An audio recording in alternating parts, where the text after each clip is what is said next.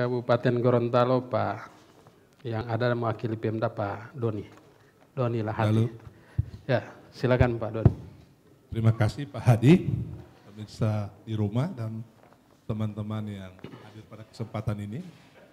Pertama Pak Hadi, saya dari sisi bahasa saya tidak terlalu ini, ketiga ada bahasa penyertaan modal ke PDAM. Ya. Karena begini Pak Hadi, kalau kita bicara penyertaan modal, berarti Pemda mensuplai dana atau menambah modal pada satu institusi, kemudian dari institusi itu mempengaruhi kepemilikan. Contoh penyertaan modal Pemda ke Bank Sulut. Kita beli lembaran sahamnya, kemudian karena kita mengambil penyertaan modal dalamnya. Ini sangat penting, karena apa? Saya ingin membawa bahwa, karena kadang-kadang ketika kita bicara penyertaan modal, pikiran kita kan pertama ke bisnis plan-nya. Kita mengharapkan dividen di dalamnya, sehingga barangkali ini yang timbul pertanyaan, kenapa penyertaan modal? Jadi saya tidak terlalu setuju dengan, karena kenapa? Dan yang berikut, bahwa kenapa Pemda penyertaan modal ke PDAM? Uang 100% milik Pemda kok. Nggak ada pesaham lain di PDAM. PDAM itu 100% milik Pemda. Jadi ketika Pemda masuk untuk ini bukan penyertaan modal, tapi menambah modal. Penambahan modal. Menambah kapasitas. Ya. Saya setuju dengan disampaikan tadi oleh teman-teman dari Bone Bolango bahwa PDAM ini juga membawa misi sosial. Sebagaimana termaktub dalam Undang-Undang Dasar 33, Pasal 33, bahwa air, bumi, dan kekayaan alam dikuasai oleh negara untuk rakyat. Artinya bahwa air ini vital, Pak. Sebenarnya kalau kita bicara mau membisniskan PDAM ini gampang sekali, Pak. Mudah sekali. Pertama, PDAM itu monopoli. Itu tidak bisa dipungkiri. Tidak ada perusahaan air minum selain PDAM. Untuk menaikkan profit mudah. Naikkan saja harga per kubik. Pasti dia untung, pasti pendapatan naik. Karena dia monopoli. Nah, cuma kan tidak seperti itu. Ya. Bahwa, kecuali barangkali Manado Pak. Manado itu, dan hari ini Manado informasi PT Air itu sekarang dikuasai oleh Belanda. Informasi yang saya terima dikuasai Belanda karena dia bikin terbuka sehingga memang core bisnis. Nah, memang Pak ada satu hal yang seksi di PDAM, masalah tadi modal tadi, yaitu hibah tadi yang disampaikan. Jadi perjalanan penambahan modal oleh pemerintah ini agak seksi dengan hibah ini Pak. Ada beberapa hal agak seksinya. Kabupaten Gorontalo 24 M selama dari 2006 sampai 2020. 24 M lebih. Seksinya ada bahwa baru kali ini penambahan modal dikelola langsung oleh PDAM. Baru kali ini Pak. Selama ini penambahan modal, contoh total modalnya Kabupaten Gorontalo itu sekitar 70 M Pak. Instalasi itu dibangun oleh pusat. Instalasi pengelolaan, jaringan, semua itu proyek pusat yang setelah selesai diserahkan ke daerah kemudian meminta PDAM untuk mengelola. Kalau dari APBD langsung untuk ini kalau saya lihat hanya sekitar 3 tahun. Dulu pernah tahun di zamannya Pak David ada lewat dak air bersih sekitar 11 M. Kemudian terakhir ini melalui dana PEN itu pembangunan jaringan instalasi sekitar 7 M. Kemudian kita bangun oleh Pemda, oleh Dinas PU, setelah itu diserahkan ke PDAM. Kemudian dia menambah modal dari PDAM. Nah yang agak seksi adalah hibah ini.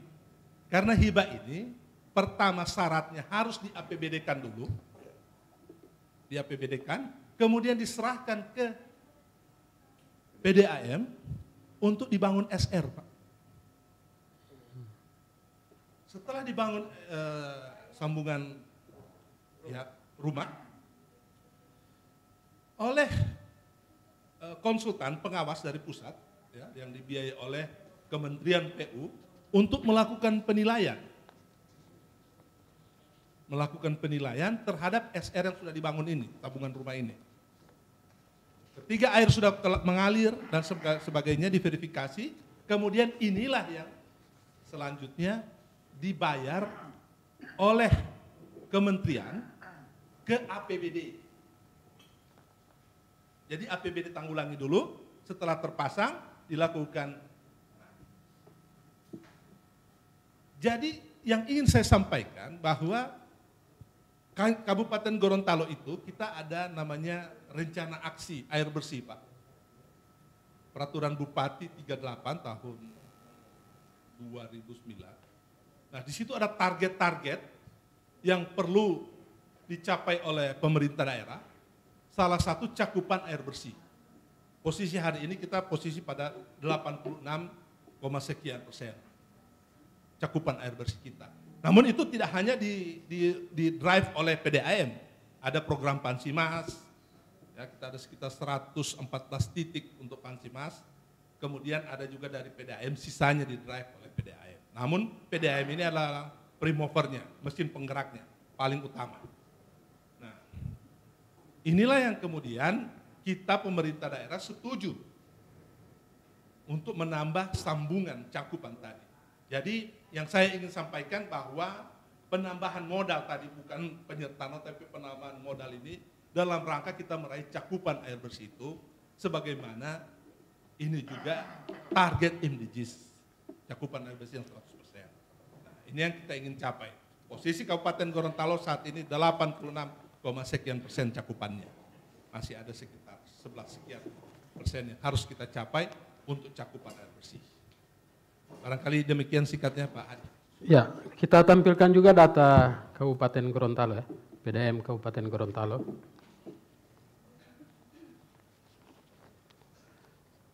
Ini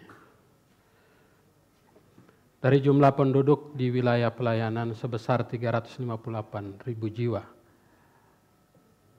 hanya 81 orang yang terlayani oleh PDAM atau 22%, sangat rendah. Kemudian jumlah karyawan 132 orang, rata-rata gaji 5 juta, aset 50 miliar, harga air per kubik 5.013 rupiah, pendapatan 16 M, beban operasionalnya 20,5 miliar, hutang ada 2 miliar. Pak Doni Pak Doni yang menarik, ini hanya 22% yang terlayani, padahal cakupannya ini sekitar 358.000. Jadi ada sekitar 280.000 lagi yang tidak terlayani. Iya. Padahal Jadi cakupannya barangkali luas. Data ini perlu kita diskusikan lagi. Iya. Jadi misalnya jumlah aset itu kita sudah 70-an M. Lebih ya? Iya. Iya. Kemudian